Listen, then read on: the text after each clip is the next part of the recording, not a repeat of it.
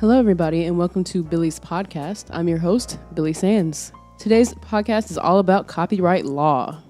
So I'm going to start off with a little history of how copyright law came together in the United States. The founders got together to write the U.S. Constitution. It was mentioned in our course video, Standing on the Shoulders of Giants, that one of the best ways to ensure success is to have a citizenry that is encouraged to create. By giving us the exclusive rights to the works we create so that we can profit from our works, we would be more likely to create those works. By protecting our work and standing on the shoulders of giants, we are more likely to create. Let me bring your attention to Article 1, Section 8, Clause 8, otherwise known as the Patent and Copyright Clause.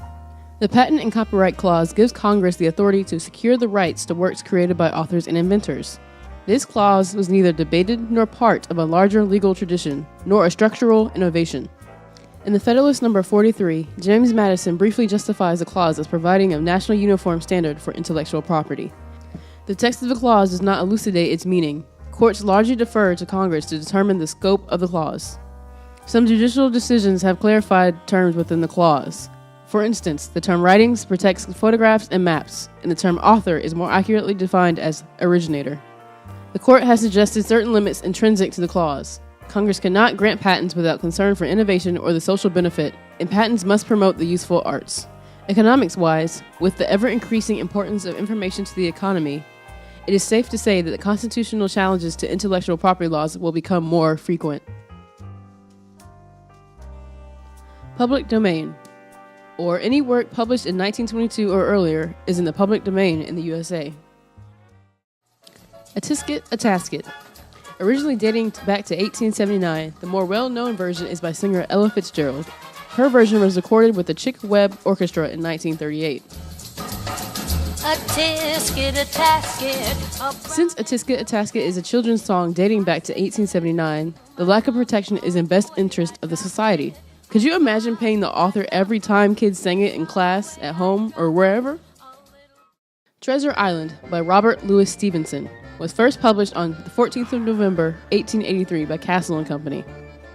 In 1969, Warren Rosenthal launched Long John Silver's Fish and Chips, a name inspired by Robert Louis Stevenson's novel, Treasure Island. Maybe if the book was not in public domain, Rosenthal would not have been able to name his restaurant after the character. Now onto copyright. Copyright is the legal right created by the law of a country that grants the creator of an original work exclusive rights for its use and distribution, usually only for a limited time.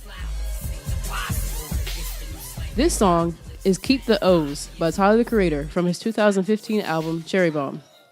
The copyright protection is in the best interest of both the author, Tyler the Creator, and society because it allows for Tyler to get paid and protect his work, and for the public to do covers of his music, if allowed.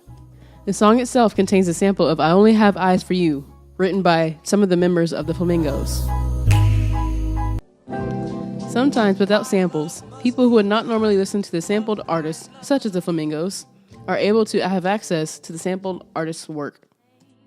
Violin of Ingress, photo by Man Ray, was created in 1924. It is still copyrighted since Man Ray died in 1976.